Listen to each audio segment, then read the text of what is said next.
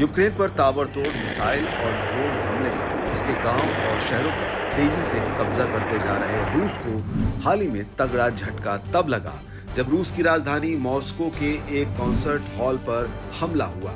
इस हमले को बीते 2 दशकों में रूसी क्षेत्र पर सबसे घातक हमला बताया जा रहा है। हमले में कम से कम 139 लोगों के मारे जाने की बात सामने आई है। इस हमले को लेकर बड़ा सवाल यह है कि आखिर इसके पीछे किसका हाथ है, यूक्रेन का या फिर आईएसआईएस का। यूक्रेन दावा कर रहा है कि हमला करने वालों से उसका दूर दूर तक कोई संबंध नहीं है, लेकिन रूस इस बात को मानने को तैयार नहीं है, जबकि इस्लामिक स्टेट समूह ने खुद हमले की जिम्मेदारी ली है। आईएसआईएस द्वारा हमले के पीछे खुद का हाथ होने की बात कहे जाने के बाद भी रूस की शक्तिशाली सुरक्षा परिषद के सचिव निकोलाई पेत्रुशेव ने हमले के लिए यूक्रेन को दोषी ठहराया है।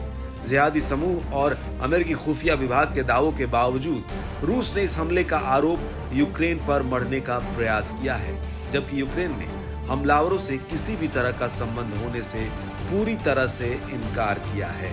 यूक्रेन के राष्ट्रपति व्लादिमीर जेलेंस्की के एक वरिष्ठ सहयोगी ने हमले में यूक्रेन की भागीदारी से इनकार किया और रूसी सिक्योरिटी सर्विस की अक्षमता को इसका दोषी बताया। रूसी राष्ट्रपति व्लादिमीर पुतिन ने स्वीकार किया कि बीते हफ्ते के हमले के पीछे कट्टरपंथी इस्लामवादी थे, लेकिन उन्होंने ये भी कहा कि वे यूक्रेन से जुड़े हुए थे। पुतिन ने यह भी कहा कि इस सवाल का जवाब जरूरी है कि अपराध करने के बाद आतंकियों ने यूक्रेन जाने का प्रयास क्यों किया, वहां कौन उनका इंतजार कर रहा था।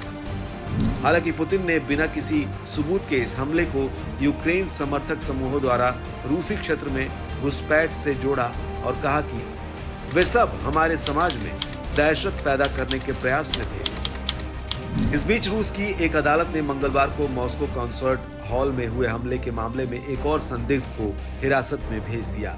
रूस ने पहले घोषणा की थी कि उसने क्रोकस सिटी हॉल में धावा बोलते हुए कॉन्सर्ट में आए लोगों पर गोलियां चलाने और इमारत में आग लगाने के मामले में 11 लोगों को हिरासत में लिया है। अदालत की प्रेस सेवा ने कहा कि रिमांड पर लिया गया नया संदिग्ध मूल रूप से मध्य एशियाई देश किर्गिस्तान का व्यक्ति था।